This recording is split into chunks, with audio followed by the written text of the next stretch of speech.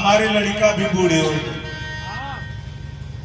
अब क्या करूं, बढ़ती बढ़ती गई, लेकिन जब मैं वृंदावन में पहुंची तो मैं पुनः नवयौवना हो गई। मैं जैसे थी वैसे हो गई। लेकिन हमारे ये जो बेटे हैं ये महाराज वृद्ध के वृद्ध ही रह गए। अगर आपने इनको स्वस्थ नहीं किया तो चेतावनी दे रही है नारद बाबा। क्यों? किसी पहलवान को चेतावनी जवाब देंगे तो उसके बल की चेतावनी होगी, लेकिन किसी संत को चेतावनी देंगे तो उसके भगवान की चेतावनी होगी। विदेशम गम्यते मया, अगर तुमने हमारे पुत्र को स्वस्थ नहीं किया तो मैं विदेश चली जाऊंगी, यहाँ नहीं रहूंगी। नारद जी ने कहा वाह मैया भक्ति महाराज, अरे काहे ऐसा करोगी, घबराओ मत, जल्दी से उपाय होगा। अब नारद बाबा उपाय करते हैं। क्या? ज्ञान वैराग्य के पास आते हैं और वहां आकर के कहते हैं कि हे भक्ति महारानी, तुमको चिंता करने की जरूरत नहीं है, भगवान कृष्ण का स्मरण करो, दुखम गमिष्यति, दुख समाप्त हो जाएगा और तुम्हारे पुत्र युवावस्था को प्राप्त हो जाएंगे। तो नारद जी क्या करते हैं, आज जो हमारे घर पे हुआ वही, मुखम संजोच करणांते शब्द मुच्चई समच्चुरन। नारद जी अपना मुंह ज्ञान वैराग्य के कान के पास लेकर के जाते हैं और कहते हैं ज्ञानम प्रबुद्धताम शीघ्र, हे ज्ञान जल्दी से उठ जाओ, रे वैराग्य प्रबुद्धताम, हे वैराग्य जल्दी से उठ जाओ। लेकिन कुछ नहीं हो रहा है। अब गुरुदेव भगवान ने तो बता दिया, कान में आपके मार्ग बताया है गुरुदेव बाबा ने। तो अब ये बताइए कि गुरुदेव बाबा जपेंगे कि आप जपोगे? ज्ञान वैराग्य के कान में तो मंत्र दे दिया, लेकिन ज्ञान वैराग्य जब जप ही नहीं रहे हैं तो मंत्र काम क्या करेगा? भाई दवा डॉक्टर ने दिया कि भैया दवा ले जाओ, इसको बढ़िया से पानी में दूध में खाना। हाँ महाराज बहुत फायदा होगा। अब दवाई लाके आप बाइक में रख दो, पानी पी लो, दवाई खेबे न करो, दवाई काम करेगी क्या? वैसे ही गुरुदेव भगवान का दिया हुआ वो अमृत प्रसाद, भगवान का नाम जो दिया गया है उसका नित्य जप करो, यही कार्य है आपका। अब ज्ञान वैराग्य तो जप नहीं कर पा रहे हैं, अब क्या करते हैं नारद बाबा, जब इससे कुछ नहीं हुआ, वेद वेदांग घोषस्य, सारे वेद जितने हैं वेद वेदांग, वेद के चारों अंग को, पुराणों को, शास्त्रों को, सबको वेद वेदांग घोषस्य गीता पाठैर मुहुर्मुहु, गीता का पाठ कई बार कर दिए, लेकिन कुछ नहीं हुआ महाराज। अब नारद जी चिंतित हो गए। व्योमवाणी तदैवांभूत, उसी समय आकाशवाणी हुई और आकाशवाणी ने क्या कहा? उद्यमः सफलस्तेयम्, हे नारद जी तुम्हारा उद्यम सफल होगा। भविष्यति न संशयः, चिंता मत करो, संशय नहीं है। एतदर्थम तु सत्संग, ए भैया सत्कर्म करो। तो नारद बाबा को गुस्सा। अब बताओ, अरे भैया हम सत्कर्म नहीं कर रहे थे तो क्या किसी को गरिया रहे थे, का किसी को मार रहे थे?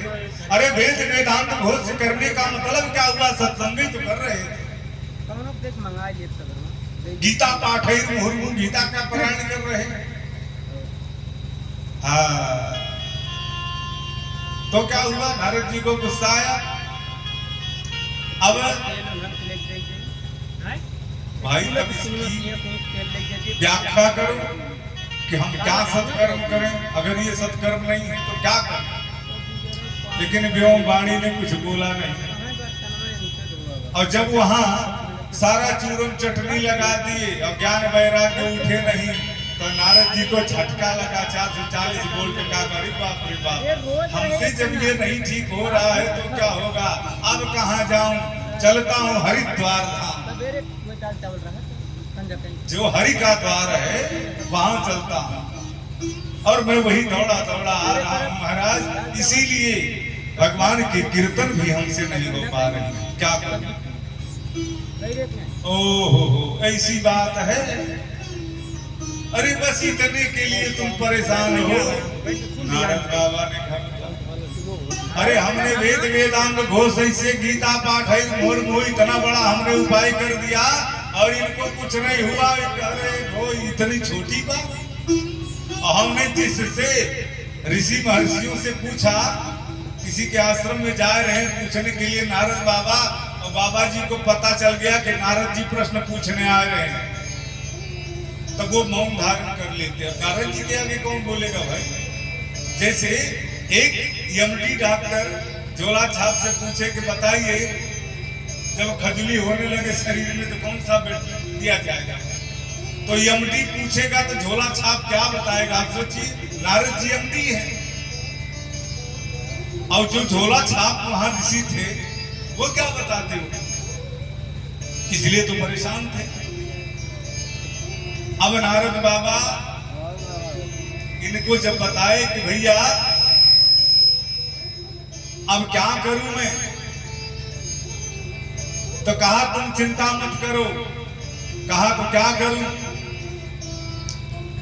माम चिंता कुरुदेवर से हर्षम चित्ते समावह। तनिक भी चिंता करने की बात नहीं है नारद, प्रसन्न हो जाओ, खुश हो। उपायम सुख साध्योत्र, उपाय तो बड़ा सुख और बड़ा सरल है, आपको नहीं पता है। कहा नहीं, श्रीमद् भागवतालापः सतु गीतः सुगादिभिः। श्रीमद् भागवत जो सुखदेव जी ने सुनाया है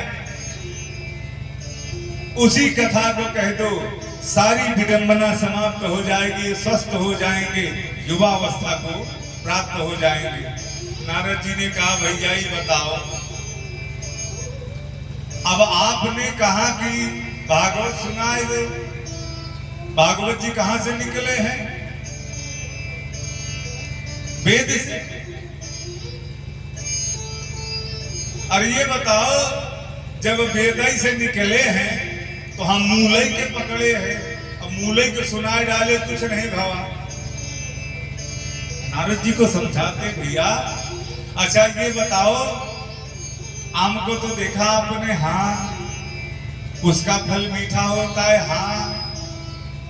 और जब आम का सीजन समाप्त हो जाए तो जाओ पेड़ के पास, अब उसका डाली पत्ती टहनी चबाओ तो काव आम के रस का स्वाद मिलेगा।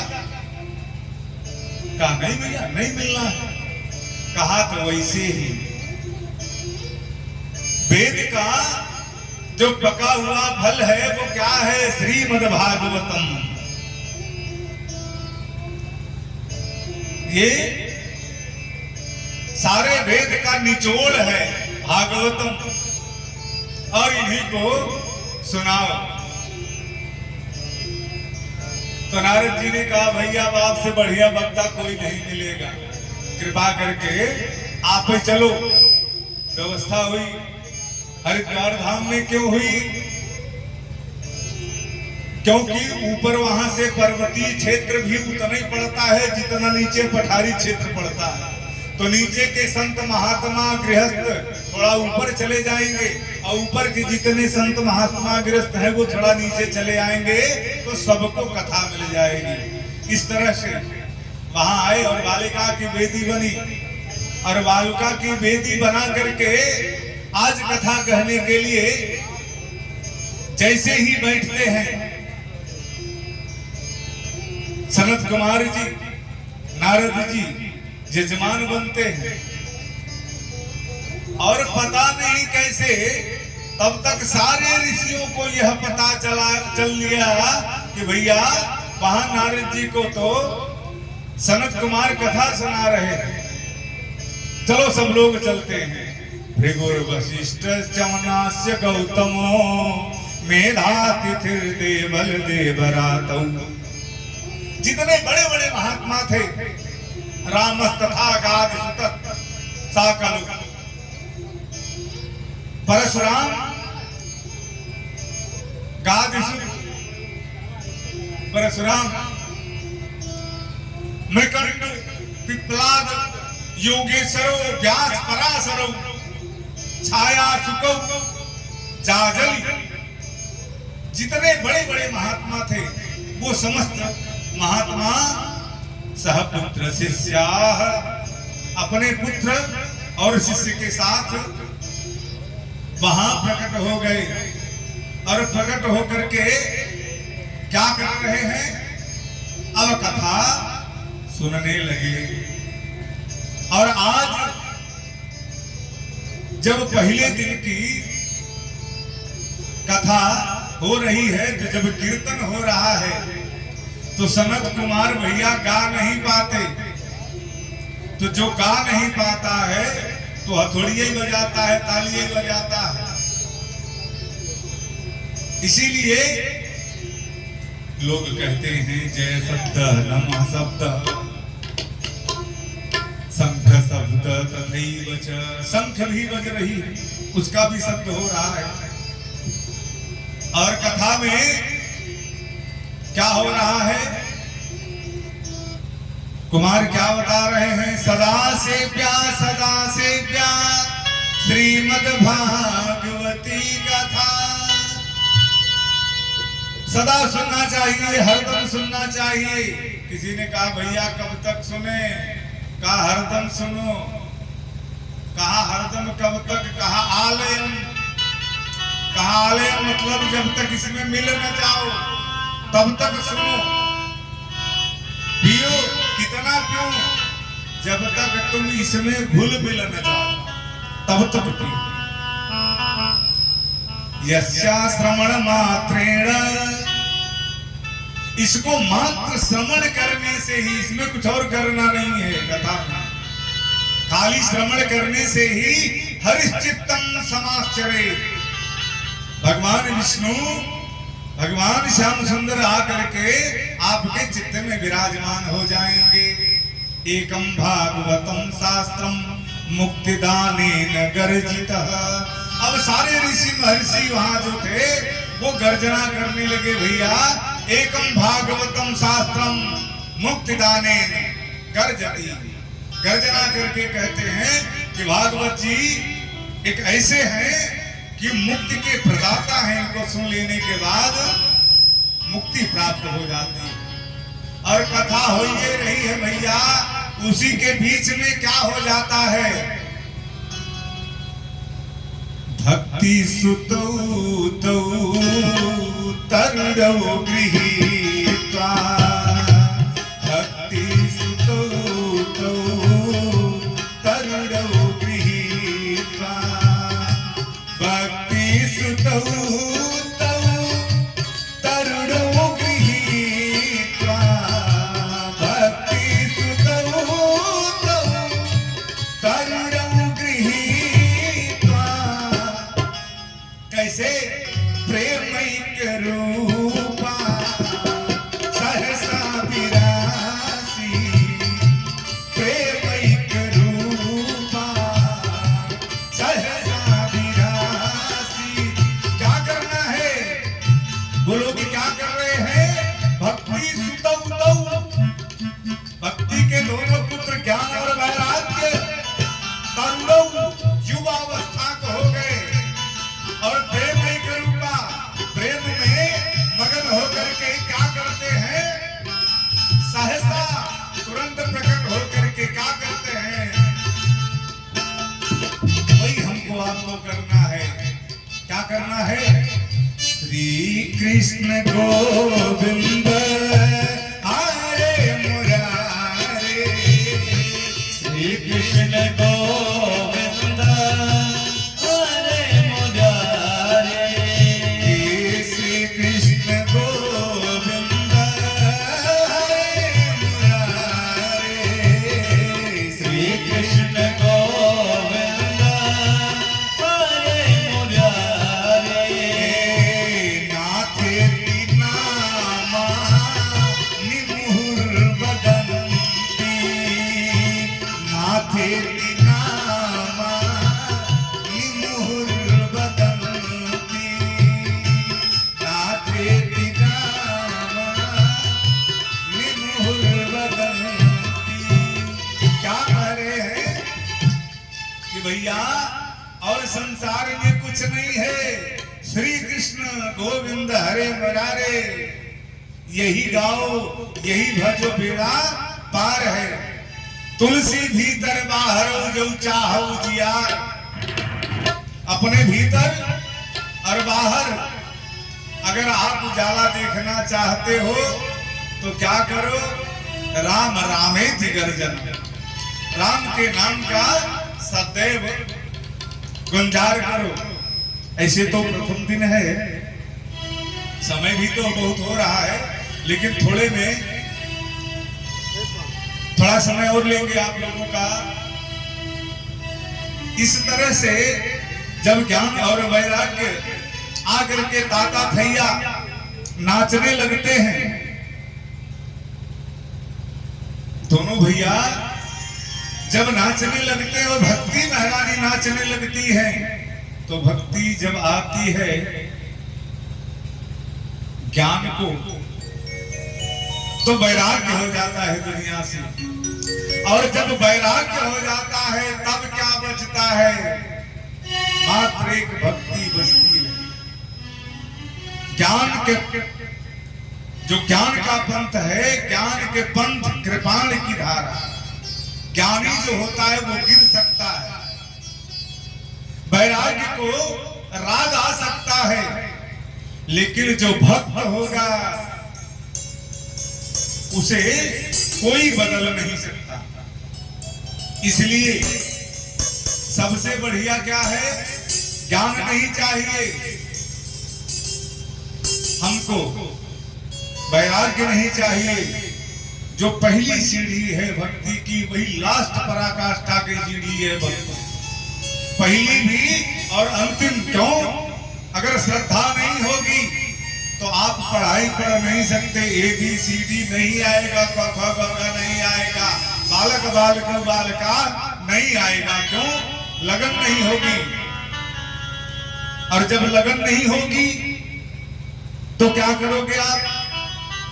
इसलिए भगवान से लगन लगाओ, और लगन लग जाए तो क्या करना है और क्या होता है, आइए हम लोग भगवान का थोड़ा सा स्मरण कर लेते हैं।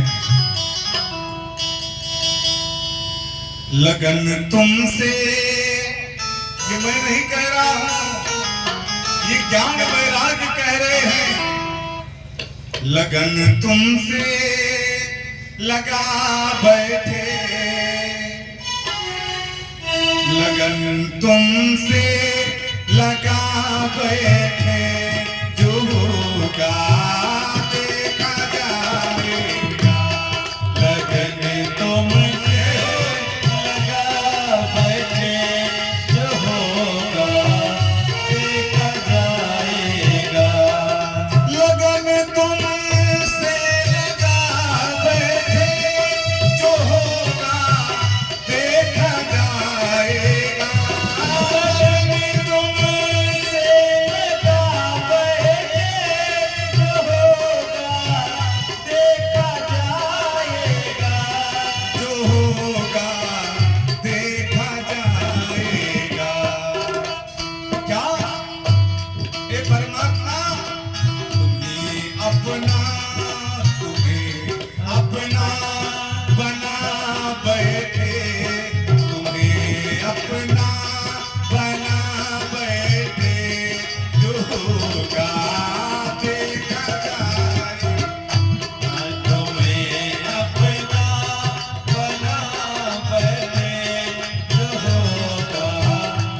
देखा जय हो।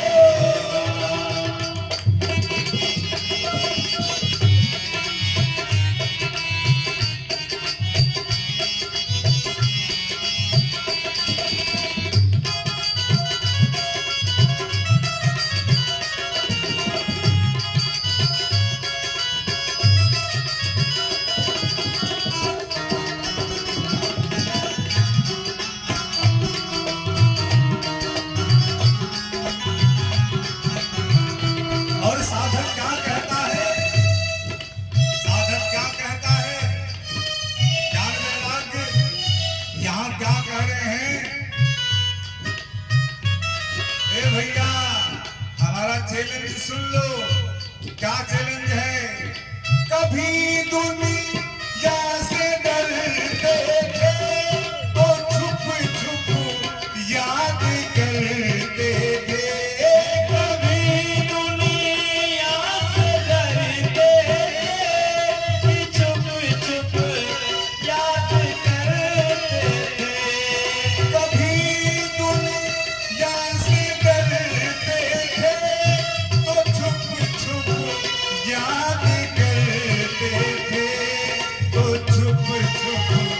याद करते थे।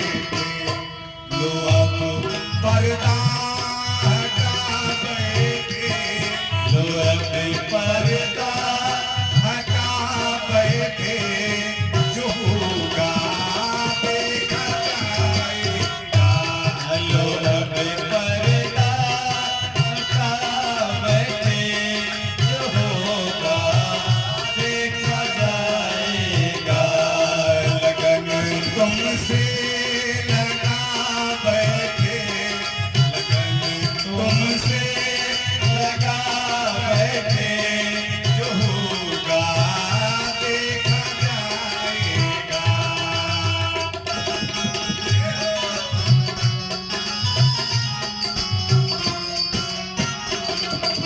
श्री राधे। भैया, कथा में बोलना नहीं चाहिए, लेकिन जब कीर्तन हो, भजन हो तो चुप रहना नहीं चाहिए। कीर्तन गाते रहिए मस्ती से और तालियों का सहयोग देते रहिए। जय श्री राधे।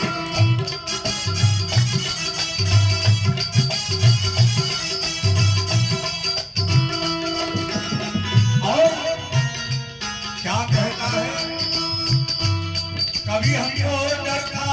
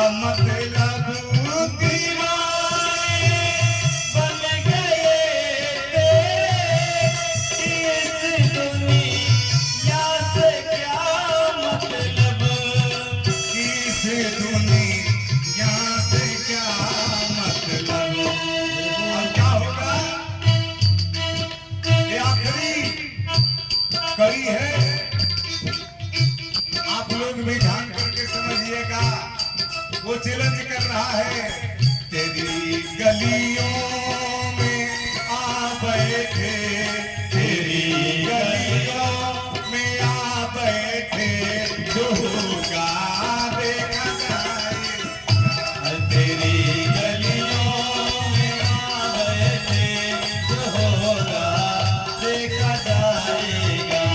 दीवाने बन गए तेरे लिए, दुनिया से क्या मतलब, दीवाने बन गए तेरे, इस दुनिया से क्या मतलब, इस दुनिया से क्या मतलब, तेरी गलियों में आ बैठे, तेरी गलियों में आ बैठे, जो होगा देखा जाएगा, तेरी गलियों में आ बैठे, जो होगा देखा जाएगा।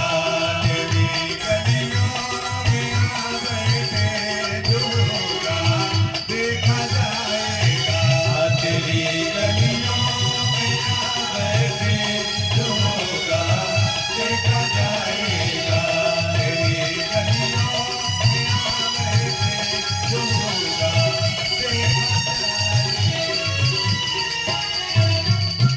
बोलिए वृंदावन बिहारी लाल की जय हो। तो दीवाना बनो तो इस तरह से बनो कि परवाह नहीं दुनिया की कोई क्या कहता है। इस तरह से सुनाया जब कथा को तो सौनक जी ने कहा भैया कथा तो बड़ी सुंदर है, बड़ी बढ़िया है। हम लोग मिट्टियों लेने जाते हैं, मिट्टी वाली मिलती है ना, तो अभी उठा के उसको भी बात टंकाते हैं और जानते हैं कि हाथ से छूटी तो मिटका फूटी, तुरंत फूट जाएगा, लेकिन टनकाते हैं कि फूटा तो नहीं, ऊपर से पिंड कर दिया। सौनक जी कहते हैं भैया आप सही कह रहे हैं, सारे ऋषियों ने वहां भी कहा कथम प्रविष्टा कथमागतेयम मध्ये मुनि नाम इति करके अंत। ज्ञान वैराग्य को जब देखा सारे ऋषियों ने तो कोई लोग अपने, अरे भाई 88,000 बैठे हैं लोग, तो काफी संख्या होगी, काफी दूरी में बैठे होंगे। कोई तो कहते थे ये कौन है, कथम प्रविष्टा कथमागतेयम मध्ये मुनि नाम इति करके अंत, ये कौन है, कहां से आ गए। अरे भैया ये तो बड़ी युगल मूर्ति लग रही है, कहीं वो परमात्मा तो नहीं है। ऐसे दिव्य तेज हो जाता है परमात्मा को भजने को। तो कहा भैया ये बताओ, ये तो आप उस समय की बात बताए रहे हो, अरे ये कलयुगों में केहू का लाभ हुआ है कि नहीं। अच्छा मानो मैं आपसे अगर पूछूं कि के विशुद्धंति वदंत मह्यम, के और कौन, हमको बताइए। सप्ताह यज्ञेन कथा पुनन्तिते, इस सप्ताह यज्ञ के माध्यम से कौन कौन से लोग पवित्र हुए हैं, पुनीत हुए हैं,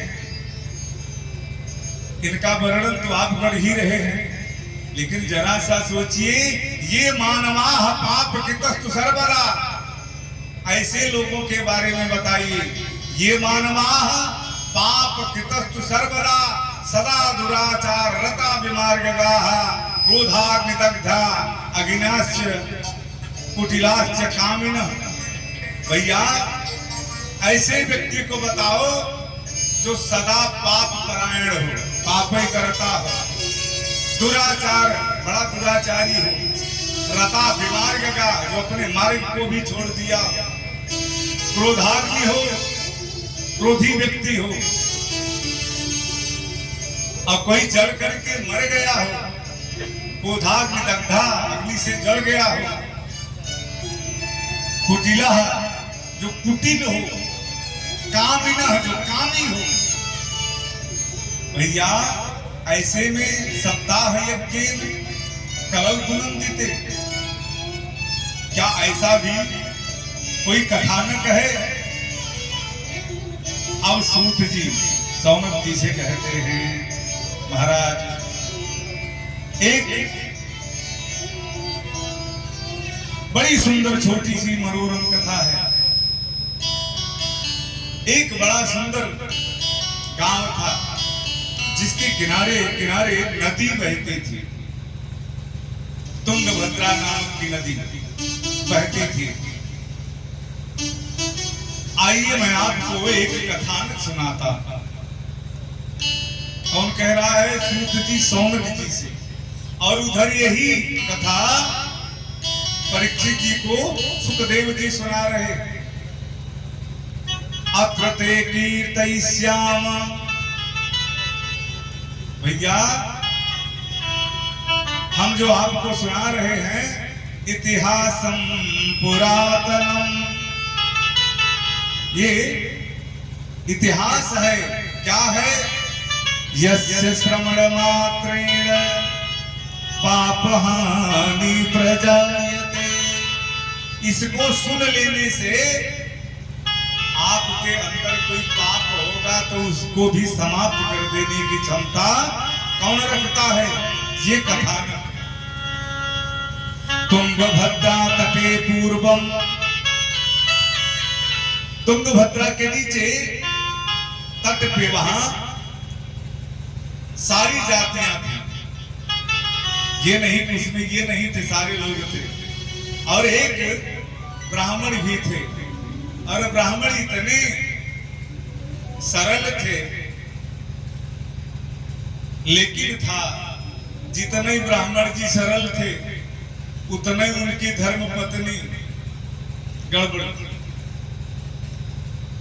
अगर वे कहें कि आज पूरी सब्जी बनाओ तो महाराज उस दिन तो खिचड़ी ही बनेगी।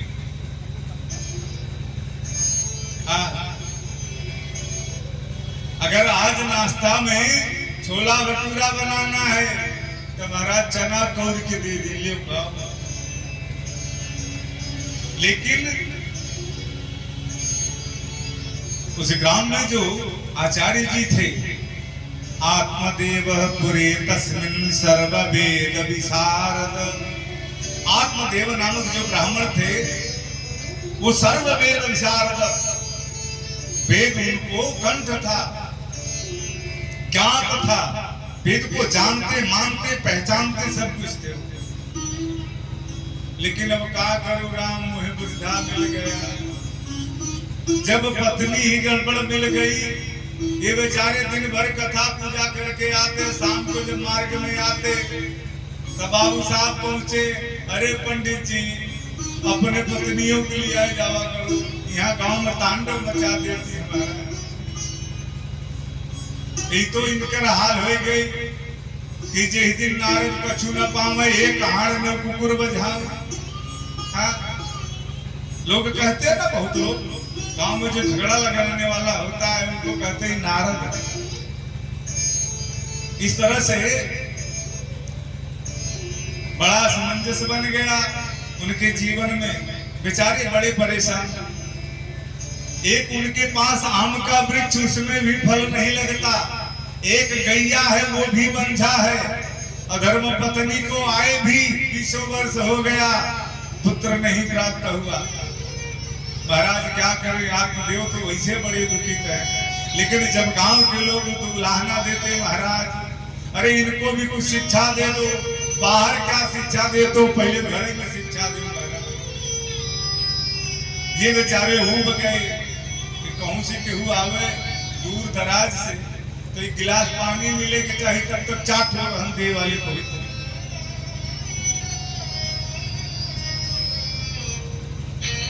क्या करें बेचारे, ये स्व वाक्य स्थापिका मुंह की तेज थी। आपको कुछ बोलना है, जैसे आप बोले पान पी ले जाए। सब्जी में तनी मसाला तेज हुई अपुए बनेले। हाँ, लोक वार्ता रता क्रूरा, लोक वार्ता।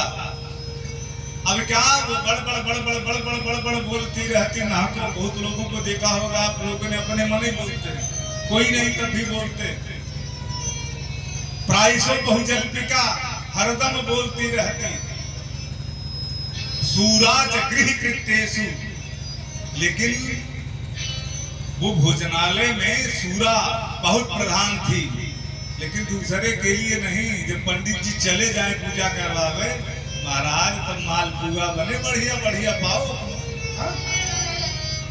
सूरागृह कृत्येषु, लेकिन कृपणा कलह प्रिया, एक अधेला क्यों देना है सकत रहे, क्यों मरत रहा है कि भैया एक अधेला दे दियो, दवाई करवा ली, 10 दिन के बाद देखना तू मरी जाए, हम दिए बनाए। ये थी। अब बेचारे बहुत परेशान थे, क्या करें, बहुत समझाते थे लेकिन मानती नहीं थी। रोज न रोज किसी से भिड़ाए रहती, और केहू से न भिड़े तो अपनो झगड़ा कर ली। चलो अब तो बोलो। एक दिन बड़े दुख मन से आत्मदेव जी जब व्याकुल हो गए, नहीं रहा गया, तो सोचते हैं कि आज जाकर के अपने प्राण को त्याग देता। घर से मरने के लिए नदी के किनारे किनारे चल रहे हैं, तो कहू न कहू दिखाए जाए, भेटाए जाए कि कैसे कूदे, तो निकाल लिए बचाए के बेइज्जती हुई कि पंडित मरे गए बचाए। बहुत दूर जा रहे थे, आगे देखे तो एक बरगद का पेड़ था, बड़ी बड़ी उसकी शाखाएं थी, छाव था।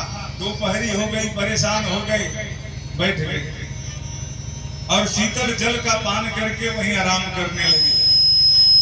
और जब आराम करने लगे तो अब बेचारे क्या करें, एकदा सद्यो दुखा गृहं त्यक्त्वा वनं गतः, चले गए नदी किनारे किनारे जंगल में।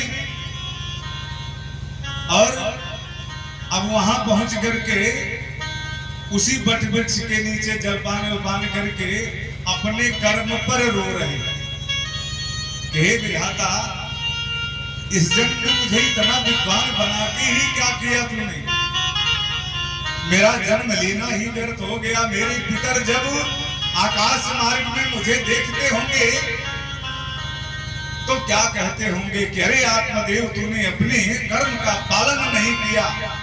क्यों? हमारा आपका दायित्व है पितरों को जल देने के लिए एक पुत्र की प्राप्ति करना।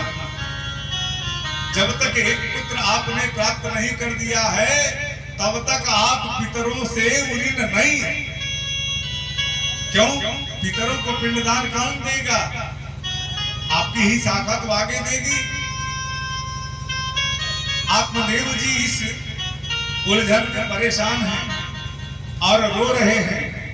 कंधे पर यज्ञोपवीत और ऊर्ध्वपिंड लगा हुआ, ब्राह्मणत्व का तेज झलक रहा है, और अबट वृक्ष के नीचे बैठ करके कमलासन में बैठे हुए हैं और अपने विचार को, भाग्य को ही कोस रहे हैं। और नैनों से गंगा जमुना की धारा प्रवाहित हो रही है। और इतने में ही एक सन्यासी त्रिदंडी दंड लेकर के उधर से जाए रहे,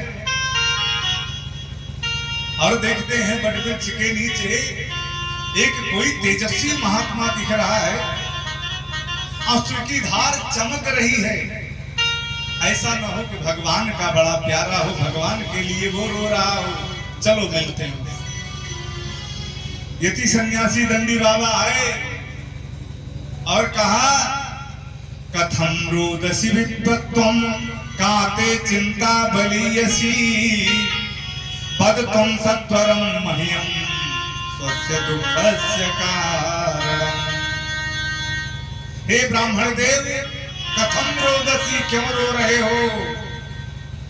विपत्तम, काते चिंता, कौन सी चिंता तुमको खाए जा रही है? जल्दी बताओ हमको, विस्तार से अपने दुख का वर्णन करो। रोता हुआ व्यक्ति का जब कोई हाल चाल पूछ ले तो बताओ जवाब फूटेगा बोलने का, उसको नहीं बोल पाता व्यक्ति। क्यों? और तमाशा हो जाता है, मुंह से आवाज नहीं निकलती है। महाराज, जब कोई भी व्यक्ति रो रहा हो गाली से, आप पूछ लो, अरे भैया आप तो चुप हो जाओ, हमारे सब तुहार हेल्प करब जो हो सके बताओ कारण का बा। चुप नहीं हो पाता बल्कि और रोने लगता है, उच्च स्वर से रोने लगता है। कुछ देर के बाद आत्मदेव जी ने अपने ध्यान को, अपने मन को शांत किया और कहते हैं कि ब्रवीम ऋषे दुखम पूर्व पापे न संचितम। हे ऋषिराज, हे ईश्वर, हे महात्मन, क्या बताऊं मेरे पूर्व जन्म के पाप जो हैं अभी बहुत हैं। मदीया पूर्वजास्ते यम, हमारे जो पूर्वज लोग हैं उनका भी श्राप ही समझिए हमारे ऊपर है। क्यों? अरे भैया, जब एक संतान में नहीं दे पा रहा महाराज, हमारे यहाँ आम का वृक्ष है उसमें भी फल नहीं लगता, गैया है वो भी बंझा है। बताओ, लोग हमारा रास्ता कटा देते हैं कि वो बंझा जा रहा है, वो निर्वंशिया जा रहा है, आगे न बढ़े पाएगा, क्या करूं? अब महात्मा सोचे, हम तो सोचे कि भगवान के लिए रोए रहा है। अरे ये तो संसारी के लिए रोए रहा है, तो बेटी बेटा के लिए रोए रहा है। अरे भैया, अब बताओ इस संसार में क्या है? क्या है? आचार्य जी कहते क्या है? प्रत्याणी भूमौ पशुवस्य गोष्ठे। अरे जब मरोगे तो साथ क्या जाएगा? कुछ नहीं, द्रव्याणि भूमौ, पैसा कौड़ी या तो बैंक में लाकर में रहेगा या तो जमीन में, पहले तो जमीन में गाड़ा जाता। द्रव्याणि भूमौ पशवस्य गोष्ठे वारी गृहद्वारि जना श्मशाने। भैया, आपके पास जो पैसा है वो धरा का धरा रह जाएगा, साथ जाने वाला नहीं है। आप जिस पशु से बहुत प्रेम करते होंगे और वो पशु भी आपसे प्रेम करता होगा, जब आप मर जाएंगे तो पशु बहुत करेगा, 2 बूंद आंसू गिरा देगा, एक दिन भोजन नहीं करेगा, लेकिन दूसरे दिन फिर वो भूसा खाएगा। पशुवस्य गोष्ठे। और नारी गृहद्वारि, आपकी पत्नी वो घर के दरवाजे तक ही लोग उसको रोक देंगे। जना श्मशाने, लोग बंधु बांधव जो है वो श्मशान तक चले जाएंगे, लेकिन आपके साथ क्या जाएगा? अरे ये जो कफन ओढ़े हो ये भी चिता पर ही जल जाएगा। ये शरीर जिसमें इतना बढ़िया सेंट लगाए हो, तेल पाउडर क्रीम सब लगाते हो, महाराज एक दिन तो जरी जाएगा, जल जाएगा, ये काम नहीं देगा। आपका वो 2.5 गज कफन जो मिला है वो भी आपको साथ नहीं देगा, वो भी नहीं जाएगा, तो क्या जाएगा? खूब ध्यान से सुन लीजिए। धर्माणीकम गतम जीव संगम। धर्माणी को एक ही धर्म है जो जा सकता है आपके साथ, और कुछ जाता नहीं।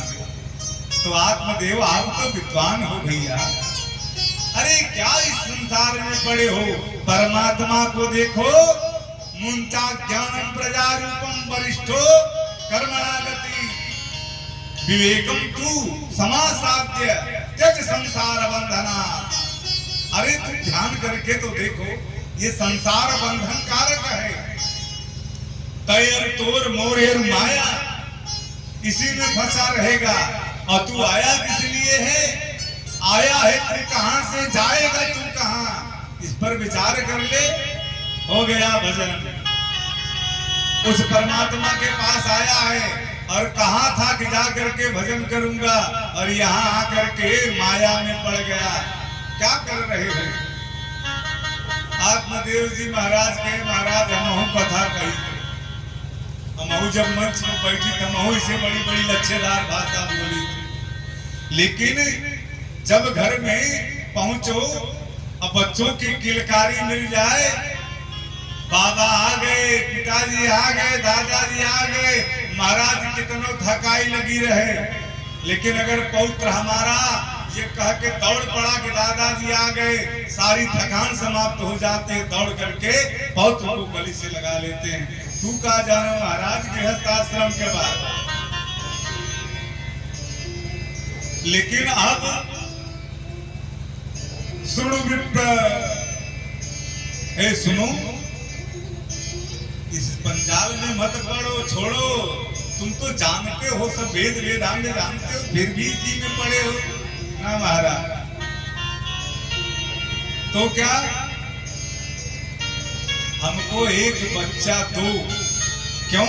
वो जान रहे हैं कि सन्यासी ऐसे हैं जो कह देंगे वो होगा। तो बेचारी सोचे हम तो बड़े भले जंगा जाए रहे थे, नाक फंस गए इनका रुआंस देख के चले आए। कोई बात नहीं, रुको, देखता हूं कि तुम्हारी किस्मत में है कि नहीं। प्रारब्धम तू विलोकितम, तुम्हारे प्रारब्ध को देखता हूं कि तुम्हारे प्रारब्ध में संतान है कि नहीं। अब जब देखे मस्तक की रेखा उनकी पढ़े बेचारे, तब तो मुंह गिराए नहीं। एक जन्म नहीं, कहते क्या है, सप्त जन्मावधि तब पुत्रो नैव च। ए आत्मदेव, तुम एक जन्म की बात क्या कर रहे हो? अरे तुमको तो 7 जन्म तक पुत्र नहीं होगा। आत्मदेव ने कहा, लियो बप्पा, अरे हम इस जन्म में तो मरे जाए रहे थे, अरे काहे हमारा दुख 7 गुना बढ़ाए दिए। अब पकड़े आत्मदेव वही पैर उनका और कहे कि हमका पुत्र देव और नहीं तो ब्रह्म हत्या ले, हम तुम्हारे पैर पर ही अपने सर पटक के मर जा तो तुम्हें ब्रह्म हत्या लागे। सन्यासी बाबा बेचारे क्या करें, अपने झोली से एक फल दिया, ले जाओ अपनी पत्नी को दो। अगर आपकी पत्नी 1 साल तक सत्यम शौचम दया दानम एक भक्त भोजनम वर्षावधि स्त्रिया कार्य तेन पुत्रोति निर्मलम, अगर 1 साल तक आपकी पत्नी पवित्रता से रहेगी, शुद्ध रहेगी, इस फल को खाएगी, 1 साल के भीतर आपको संतान मिलेगा। फल ले आए बेचारे दौड़ते वहां से, अरे सुनती हो, कल चबा लिया उनको दौड़ते, हाँ नटई फाड़ के चल रहा था। अरे अब तो छहाता बैठता पानी पीता कहाँ चल रहा था। अरे सुनो एक बात, क्या हुआ बताओ।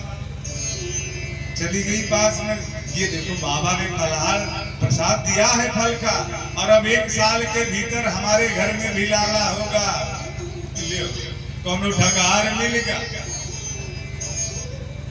हमके जान विपिन शास्त्री मिल गए का, हाँ ठग लिए, जमन ये सीधा पानी पाए रहा है जजमानी ना, सब ले से ठोआम दे दिस ले जाओ। अरे फलो खाए से बेटी बेटा हो के भैया, मूर्ख बनाएगा इनका, राशन पताई जो राहुल ले गए। नहीं जी बाबा मिले थे, ये खाओ प्रसाद पालो, 1 साल के भीतर होगा। अच्छा तो कोई बात नहीं, अभी हमें स्नान नहीं किया है, उताखा हम रख दीजिए, अभी स्नान करेंगे तो शुद्धता से पवित्रता से पाएंगे। अब पंडित जी तो बाहर चले गए, अब हमारे घर में प्रसन्न हो गए। और ये वही फल देख के बैठी है, फल खाना, वही फल खाने से भी बेटी बेटा होता है। विचार कर रही है, पड़ोसन आ गई, उससे भी कह रही है, हे मैया का अरे वो हमारे पंडित जी गए रहे सीधा पानी जौन पाए कोनो बाबा बहकाई के ले यही से ठेयाम दे दी कैसे ले जाओ खाओ लड़का हो अब का करी। तो वो दादी बड़ी बिक थी। मैं कहा बेटा अगर किसी महात्मा का प्रसाद दिया हुआ है तो खाओ। तो कहती है क्या फल भक्षेण गर्भश्चात् गर्भेरुदर वृद्धिदा। मानो मैया अगर मैंने फल खा लिया और बच्चा रह गया गर्भेरुदर वृद्धिदा तो हमारा उधर पेट बड़ा हो जाएगा। तो स्वल्प भक्षण तब तो थोड़ा थोड़ा खाऊंगी, जब थोड़ा थोड़ा खाऊंगी तब तो आसक्ति तब तो हमारे पास ताकत ही नहीं रह जाएगी। गृह कार्य कथम भवे, कैसे हम घर का सारा कार्य कर पाएंगी। और मानो लड़का पेट में आ गया, पेट भारी हो गया, मैं दौड़ नहीं पाऊंगी और हमारे घर में आग लग गई। उल्टा पुल्टा सोच उसके दिमाग में भरा तो मैं पलायन कैसे कर पाऊंगी, भाग कैसे पाऊंगी। और मानो नहीं आग लगी, गांव में डकैत तो लोग आ गए और सबके मारे लगे तो गड़बड़ी। तो मैं क्या करूंगी, मैं तो भाग भी नहीं पाऊंगी, दौड़ भी नहीं पाऊंगी, तो मैं क्या करूंगी। इस प्रकार से बहुत इधर उधर की बातें कहा। अंततः मैया भी गुस्सा के चली गई, कहा खाओ चाहे भाड़ में जाओ, हम तो जाइए रहे। उसकी बहना आई तो बहना ने पाठ पढ़ाई दिया। ऐ फल के अरे तुम्हारे गैयों पे तो कोई लड़का लड़की नहीं है। हाँ तो गाय को खिला दो। अब मान लो गाय को लड़का हो गया हमको नहीं हुआ तो काहे तुम काहे चिंता करती हो, हम हैं ना। अरे 10 लड़का हमारे पहले और हमारा दूसरा महीना लगा, अब की गिराहवा लड़का तू काहे चिंता कर रही हो। अरे पहले प्लेट बांधो, फिर तावा बांधो, फिर कढ़ैया बांध ले, बहाना बनाए रहो, बहुत फायदा हो रहा है। और जब हमको लड़का हो जाएगा तो ले आके तुमको दे देंगे और तुम हमको धन दे देना, हम तो गरीब हैं। तुमको लड़का मिल जाएगा, फल भी नहीं खाना पड़ेगा, गर्भ तुम्हारा उधर बढ़ेगा भी नहीं, संतान भी मिल जाएगी। तो कहा अगर गैया को बेटा हो गया तो और तुमको बेटी हो गई तो। कहा अगर बेटी वैसे तो नहीं होगी, काहे 10 लगातार बेटे हुए अब बेटी होगी नहीं। और अगर मान लो हो गया तो कहना महाराज क्या करूं, फल का रस तो मैंने खाया था, का छिलका गुठली थोड़ा था उधर गई दे दिए तो उसको हो गया संतान। समझ गया। हाँ अब बड़ा फायदा हो रहा है। चली गई अपने घर में लेके, धीरे धीरे महाराज प्लेट बांधा, तावा बांधा, कढ़ाई बांधी, बड़ी हड़िया बांध लिया। अब जब उसको हुआ तो रंग घोर के अपना बिस्तर पे गिरा के महाराज वो पिछवाड़े से आई लड़का देके अधनों ने लेके चंपत आई तो अरे पंडित जी तो लड़का हुआ है तुमको। वो रहा पंडित जी तो मानो ब्रह्मानंद प्राप्त हो गया उनको, प्रसन्नता का कोई ठिकाना नहीं रहा। समय तो बहुत हो रहा है जैसा आप लोग कहें, क्योंकि नित्य कथा होनी है तो आप लोग कहें तो आधा पौना घंटा और चला जाए या आरती हो। हाँ तो आधा पौना घंटा लग जाए, कोई बात नहीं। जय श्री राम। तुरंत ही आत्मदेव जी आते हैं और धन दौलत लुटाने लगते हैं, प्रसन्न हो गए।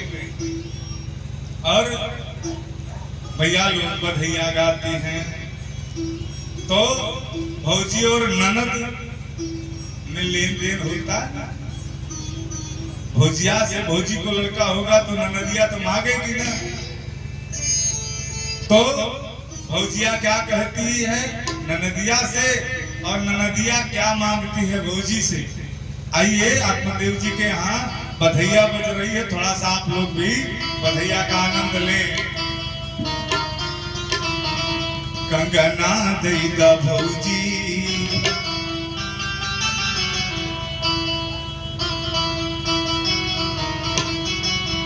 कंगना दैदा भौजी, लाल की बधाई। कंगना दैदा भौजी, लाल की बधाई, गगन दैदा भौजी, लाल की बधाई हो, लाल की बधाई, लाल की बधाई हो, लाल की बधाई, कंगना दैदा भौजी, लाल की बधाई।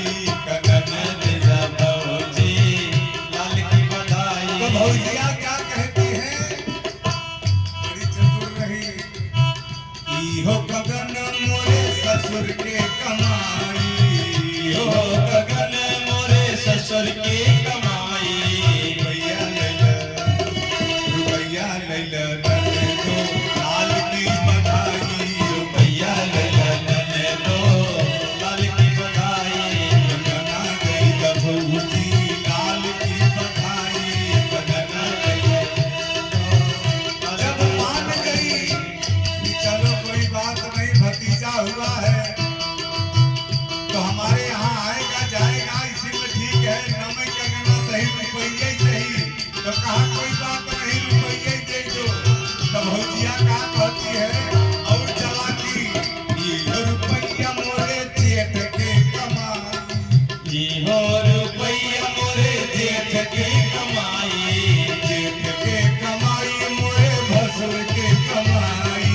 जेठ के कमाई मोरे भसुर की कमाई, अन्नी ले लो, अन्नी ले लो, रन दो, लाल की बधाई।